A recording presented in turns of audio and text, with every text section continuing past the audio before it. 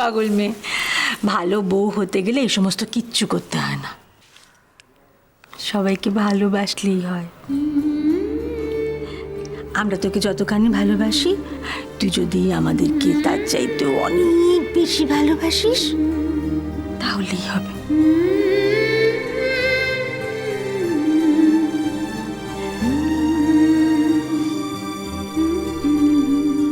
ব্যাস তাহলেই হবে।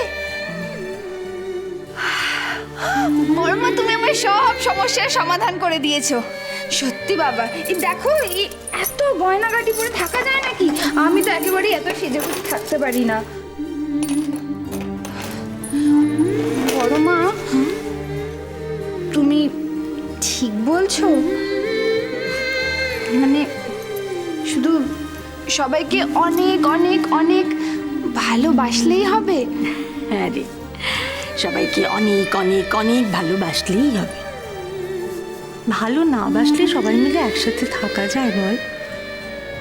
ভালোবাসা দিয়েই তো সবাইকে একসাথে বেঁধে রাখতে হয়।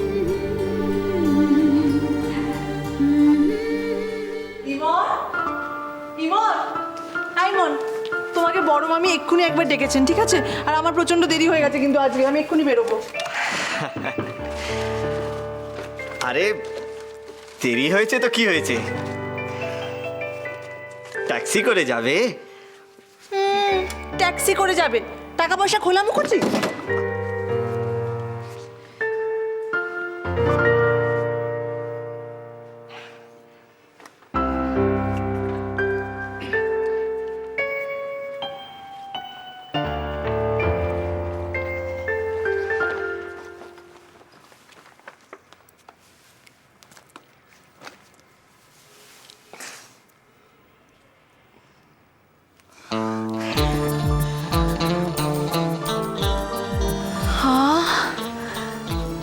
কি সুন্দর গন্ধটা, একটা না বুনো বুনো গন্ধ, জানো তো? ঠিক যেন ঠিক ঠিক যেন জঙ্গলে নতুন সূর্য উঠেছে। বা পাহাড়ে ধূপ ছাওয়ার মায়া, বা নদীতে বাঁধের জল ছেড়েছে।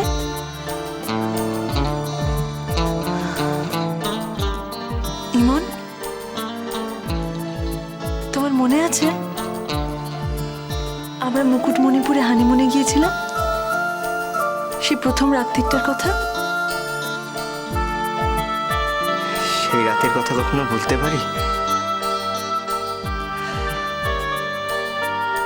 শুধু তুমি আর আমি, সারা রাত আমরা জেগেছিলাম, একটুও ঘুমোতে পারিনি। আমারও মনে আছে। এত মশার কামড়ে কি ঘুমানো যায়?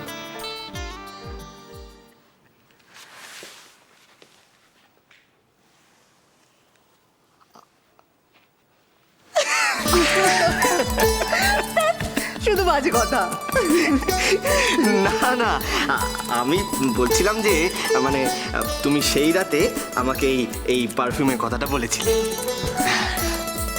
তোমার মনে ছিল? হ্যাঁ এই এই সেই মনে আছে আমি তোমাকে আমার একটা বান্ধবীর কথা বলেছিলাম? হ্যাঁ হ্যাঁ, পুনাম পুনাম। সে পুনাম মেহতা। হ্যাঁ। পুনাম মেহতা দুবাইয়ের একটা ছেলের সাথে বিয়ে ঠিক হয়েছিল, জানো তো? আর ওর বাড়িতে না ভর্তি পারফিউম আর কসমেটিক্স থাকতো। আমি একবার নিউ মার্কেটে গেছি, গিয়ে আমি জিজ্ঞাসা করেছি একটা দোকানে গিয়ে পারফিউমগুলোর দাম কত। তুমি ভাবতে পারবে না ইমন, কি বিভৎস দাম! আমি তো শুনেই প্রায় অজ্ঞান হয়ে গেছি। এই পারফিউমটার দাম নাকি 4,500 টাকা। আরে 4,500 তো কিছুই নয়, এখন তো এটার দাম হচ্ছে।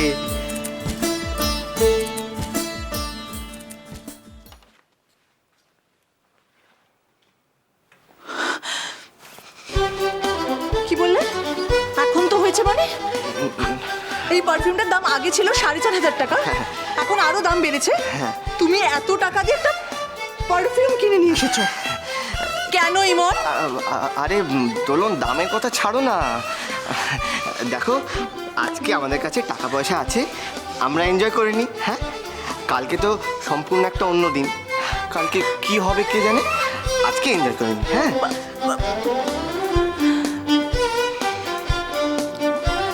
দেখো ইমন, আমি অভ্যস্ত নই এত টাকা পয়সা খরচ করাতে, আমি অভ্যস্ত নই, বিশ্বাস করো।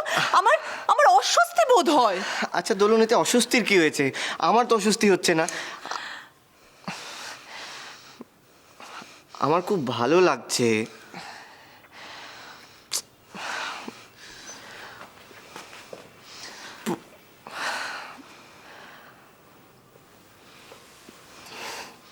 পুচু, দেখো,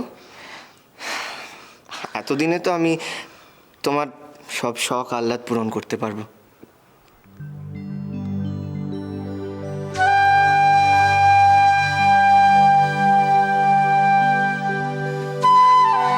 না, আর তুমি একদম বাধা দেবে না এতে, আর কোনো কথাও বলবে না। ব্যাস। ইমন! না, বললাম না কোনো কথা বলবে না।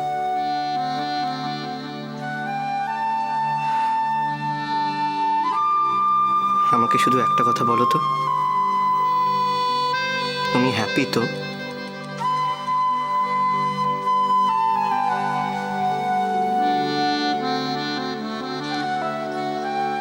আমি খুব খুব সুখী।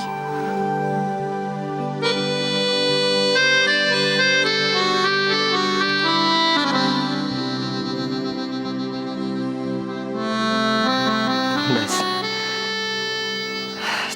তাহলে আমার আর কিচ্ছু চাই না। তোমার সুখ, তোমার হ্যাপিনেস আমার জীবনের শেষ কথা। এই, ওরম ভাবে তাকিয়ে আছো কি? আরে এই দোলন,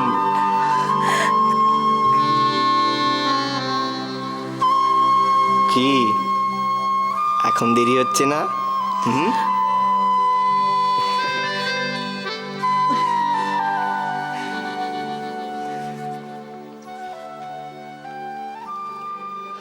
দোলন, দোলন,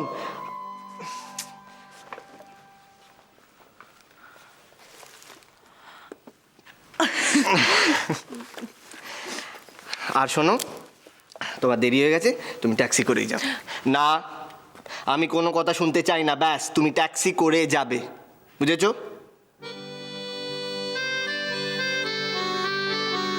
যাবো।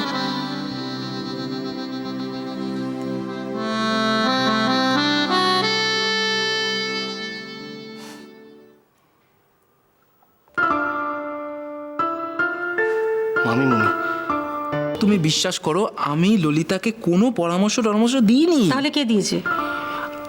কে দিয়েছে শুনি? আমি সেটা জানি না, কিন্তু তুমি বাড়ির বড় দাদা, তুমি জানো না তো কে জানে? কে জানে? আমাকে ডেকেছিলে?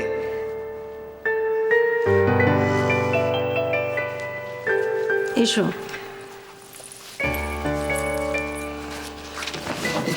এই মামিমুনি খুব রেগে আছে না?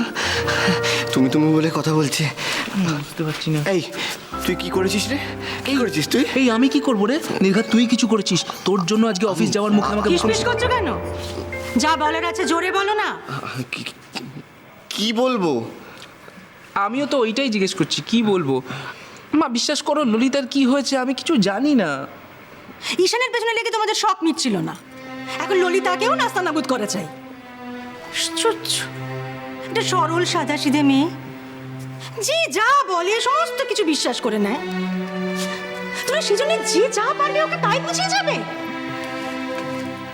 নতুন এসছে মেয়েটা বাড়িতে, বড় দাদা তোমরা, কোথায় ভালো ভালো জিনিস শেখাবে, ভালো পরামর্শ দেবে। ও গো বধূ